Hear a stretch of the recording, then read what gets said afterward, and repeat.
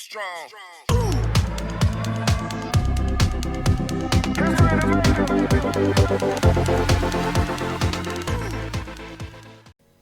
Why do we work out? What drives us? For many, it's the simple love of challenging ourselves to see where our physical limits lie. For others, it's a great way to stay healthy and feel confident. In short, there are a vast number of drives that fuel the fitness community, from the beginner to the expert. That's why when I received a message earlier this week, I became a bit distraught. The message contained a picture of a medal that read 31 Mile Challenge 2016 finisher across the neck ribbon.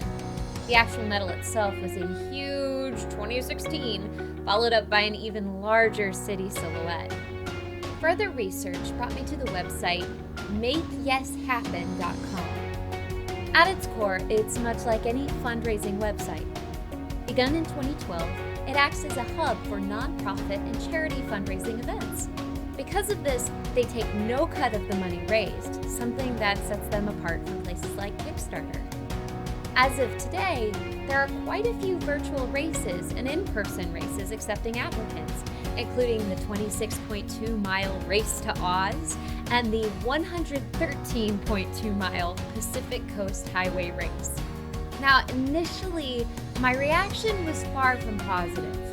After all, the 31-mile challenge cost participants $100 to enter a race they were not expected to complete within any sort of time limit.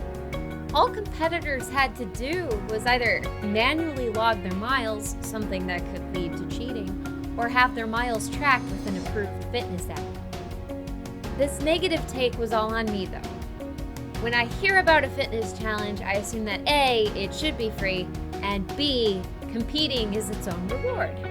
If people want to run 31 miles, what's stopping them? Why pay to do something that could be done anyway? But then I thought on it a bit more. After all, is it really so bad to offer people wanting to run an incentive to run? I then realized and put into words that my issue wasn't with the fundraiser itself. In fact, such a thing is a great, creative way to motivate us to strive for more. And isn't that the whole point of getting fit? Isn't that the whole point of fitness? What bothered me was that there was no caveat attached. Competitors did not have any sort of time requirement to actually make this challenge a challenge. The only restriction was the registration date. And this is the crux of the issue. It was a medal that didn't actually prove a challenge was undertaken. I mean, if we count our everyday steps, we'll reach 31 miles. To make things worse, the 31-mile challenge labeled all entered distances and times as quote-unquote workouts. This alone is extremely misleading, as the term workout does come with its own set of requirements. According to Merriam-Webster, a workout is a period of physical exercise that you do in order to improve your fitness, ability, or performance. If we trace the word back to its etymological origin, we see that it has referred to such a physical challenge since around 1922, meaning its current definition is not something we're just now getting used to.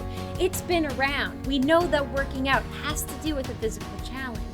And these two simple issues within the rules of this 31-mile challenge made me wonder how many people signed up with the intent to get healthier, only to be left confused or dissatisfied with their own fitness results when all was said and done.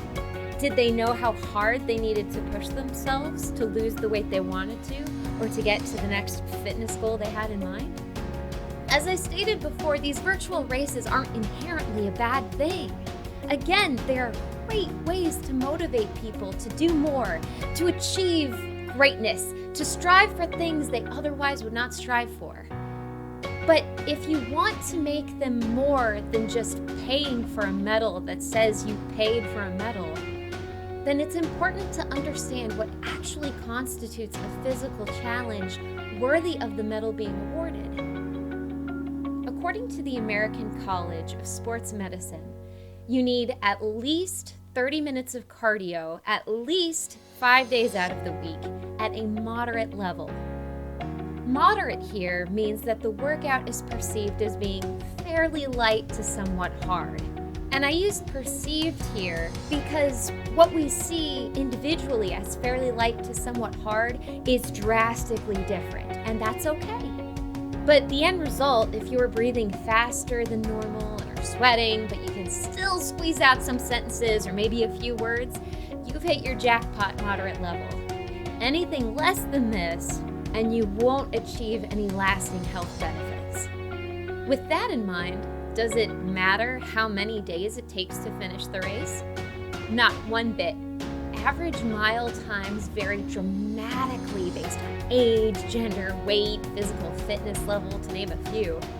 What matters is that you get out there 5 to 7 days per week and get sweaty and get slightly winded for 30 minutes each time. Do that, and the medal you earn will represent the pride you feel in having overcome a true challenge. The battle to be better.